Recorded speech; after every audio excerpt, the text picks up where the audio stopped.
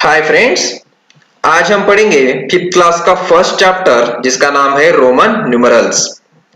तो देखिए friends, Roman numerals बहुत ही अच्छे तरीके से आपके टेक्स्ट बुक में बताया है। तो देखिए यहाँ पे मैंने अंडरलाइन किया है, in Europe in the old time Roman capital letters were used to write numbers. जो रोमन कैपिटल लेटर्स थे उनका यूज करते थे नंबर्स को राइट करने के लिए, इसीलिए उनको क्या कहा जाता है, रोमन न्यूमरल्स। सो रोमन न्यूमरल्स में आपको तीन सिंबल्स बहुत ही इंपॉर्टेंट याद रखने हैं। तो पहला सिंबल है आई। तो I is stand for one. आपको हमेशा भी याद रहने को ना कि I is stand for one, V is stand for 5 और एक्स इज स्टैंड फॉर 10। तो ये तीन नंबर्स, तीन अल्फाबेट्स, तीन कैपिटल लेटर्स आपको आपके माइंड में फिट करके रखना है कि I is stand for 1, V is stand for 5 and X is stand for 10। और यहाँ पे बताया है कि in this method there was no symbol for zero.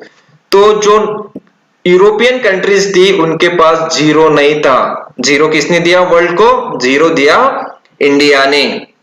Zero किसने दिया? तो जीरो दिया है इंडिया ने। जो आर्यभट्ट जी थे उन्होंने जीरो को इंट्रोड्यूस किया था। तो देखिए यहाँ पे एक वॉच दी है, तो ये नंबर्स है। अभी बहुत स्टूडेंट कंफ्यूज हो जाते हैं। तो देखिए सिंपल है, I is stand for 1, 2I is stand for 2, 3I is stand for 3, ये 4 हो जाएगा, ये 5, 6, 7, 8, 9, 10, 11 और 12। अभी आपको कंफ्यूजन नहीं होगा कि ये जो क्या है, ये जो नंबर्स है ये है रोमन नंबर्स और ये हमारे इंटरनेशनल नंबर्स है। सो इन तीनों नंबर्स का यूज करके हम नंबर को डिराइव करेंगे। इसी का कॉम्बिनेशन करके, इसी का यूज करके हम अलग अलग नंबर क्रिएट करेंगे। लेकिन उसके लिए उन्होंने कुछ रूल्स बनाए हुए हैं। सो देखते हैं हम यहाँ पे रूल नंबर 1। देखिए रूल नंबर 1 क्या बोल रहा है, if either of the symbol I or X, क्या बोल रहे हैं, if either of symbol I or X is written consecutively 2 or 3 times, their sum total is the number they make. That is, इसका meaning क्या है कि अगर मैं I को और X को साथ में लिखता हूं, I को X को साथ में लिखता हूं, जैसे I को अगर 2 बार लिखता हूं तो क्या हो जाएगा, इनका सम हो जाएगा। इनका सम I is 1 then I is 1 that is equal to 2। उसी प्रकार X और X को मैं कॉन्सेक्यूटिवली लिखता हूं तो वो हो जाएगा 10 plus 10 that is 20। अभी आपको समझ में आया होगा। जैसे अगर मैं 3 टाइम्स अगर इसको कॉन्सेक्यूटिवली लिखता हूं तो I that is 1 plus 1 plus 1 that is equal to 3। उसी प्रकार अगर मैं X और X इसको अगर साथ में लिखता हूं तो क्या हो जाएगा आपका 10 plus 10 plus 10 तो इक्वल टू क्या आ जाएगा आपका 30। तो हो जाएगा आपका 30। तो इसी प्रकार पहला रूल बोल रहा है आपको कि अगर मैं I और X को कॉन्सेक्यूटिवली लिखता हूं तो उनका क्या बनेगा, उनका बनेगा सम। रूल नंबर 2 देखिए, उसके बाद उन्होंने कहा है rule number 2, the symbol of I और X, the symbol of I और X can be repeated consecutively for maximum 3 times. So जो I और X है इनको हम 3 बार एक साथ लिख सकते हैं, उससे ज्यादा नहीं। जैसे I ये इसकी लास्ट लिमिट हो गई। 3 के बाद में 4 बार I नहीं लिख सकता। उसी प्रकार X that is 30, उसके बाद मैं X को एक बार और नहीं लिख सकता हूं। तो यहाँ पे स्ट्रिक्टली मेंशन किया है, देखिए मैक्सिमम ऑफ 3 टाइम्स। तो मैं इनको एक साथ 3 बार ही मैक्सिमम लिख सकता हूं। तो ये रूल भी आपको अच्छी तरह से ध्यान में रखना है।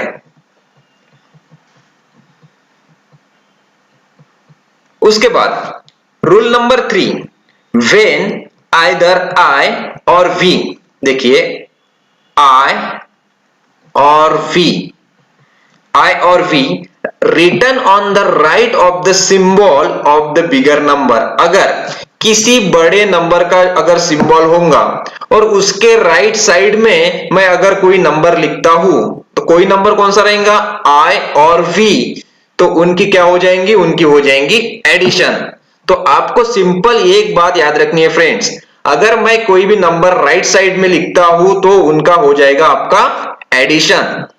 तो देखिए अगर मेरे पास v है और v के राइट साइड में मैं अगर i लिखता हूं तो इनका क्या हो जाएगा, देखिए 5, v is stand for 5 plus 1 equal to हो जाएगा आपका 6, क्योंकि राइट साइड में मैंने i को लिखा है।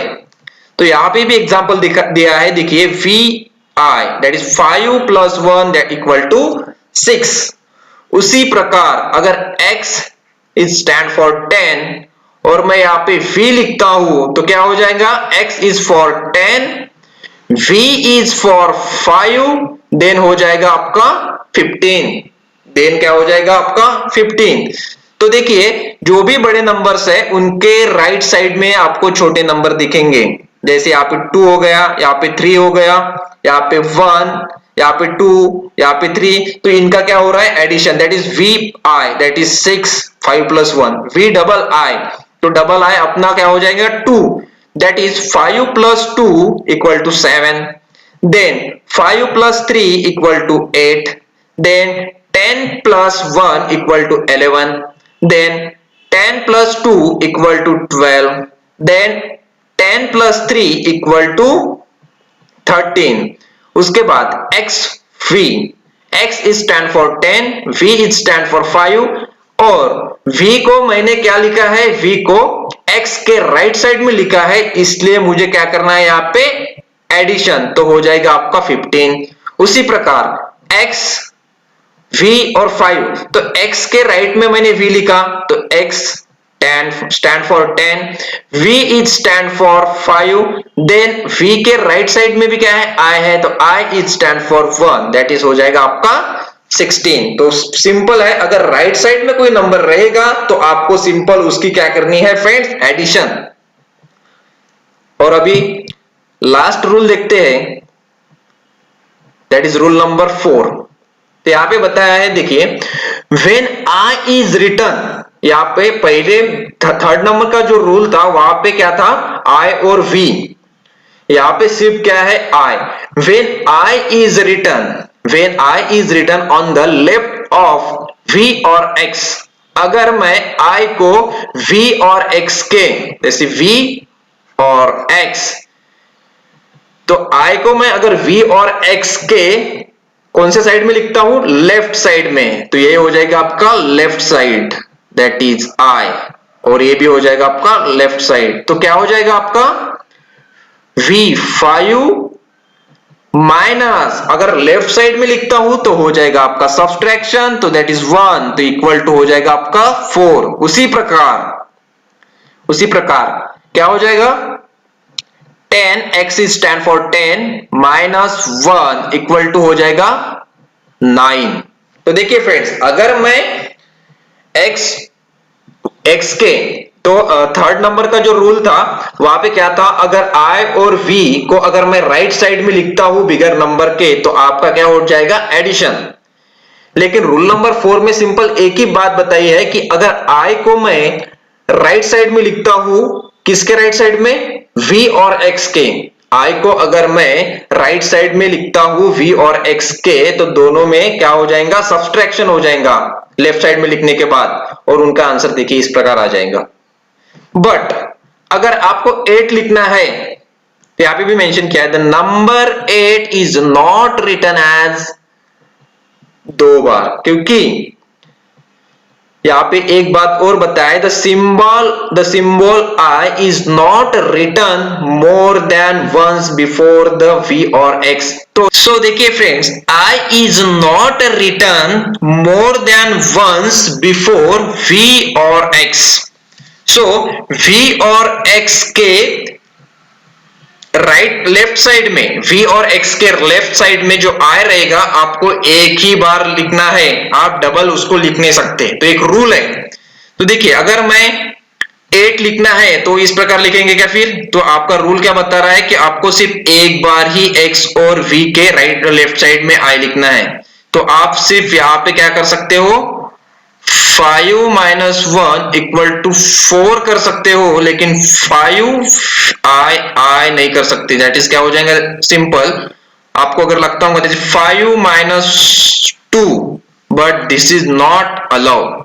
आपको सिर्फ एक बार ही उसको लिखना है राइट लेफ्ट साइड में। तो सब्सट्रैक्शन सिर्फ सिंपल 1 का ही होगा, 5 माइनस 1 और 10 माइनस 1, दैट इज 9 और 4। तो अभी आपको समझ गया कि 4 कैसे आ गया आपका, 5 माइनस 1 और 9 कैसे आ गया। तो देखिए 10 माइनस 1 दैट इज 9।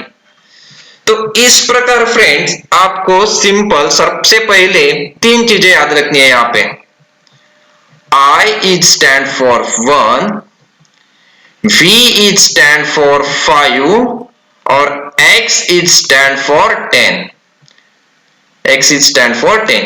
तो ये नंबर्स अगर याद है आपको तो इससे आप कोई भी नंबर्स बना सकते हैं रोमन नंबर्स के। और साथ में ही आपको ये 4 रूल्स याद चाहिए, साथ में ही आपको ये 4 रूल्स याद चाहिए। अगर तो मैं अभी एक सिंपल समरी दे बताता हूं आपको कि अगर मैं इनको कॉन्सेक्यूटिवली लिखता हूं तो इनका क्या हो जाएगा, एडिशन। लेकिन मैं मैक्सिमम कितने टाइम तक लिख सकता हूं, मैक्सिमम 3 टाइम तक, बराबर है। उसके बाद v आपका कभी भी रिपीट नहीं होगा, v आपका कॉन्सेक्यूटिवली कभी भी रिपीट नहीं होगा।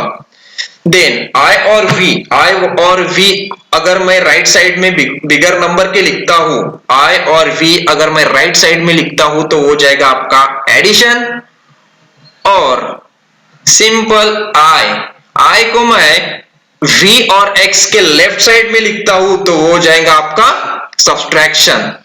और i को मैं लेफ्ट साइड में सिर्फ सिंपल 1 एक बार ही लिख सकता हूं। तो ये आपका रूल हो गया है फ्रेंड्स। तो इसी का यूज करके आप 1 से 20 तक नंबर्स आराम से डिराइव कर सकोगे। तो आपके लिए फंडामेंटल्स नंबर्स कौन से हो जाएंगे, फिर आपके लिए फंडामेंटल्स नंबर हो जाएंगे i, v और x। और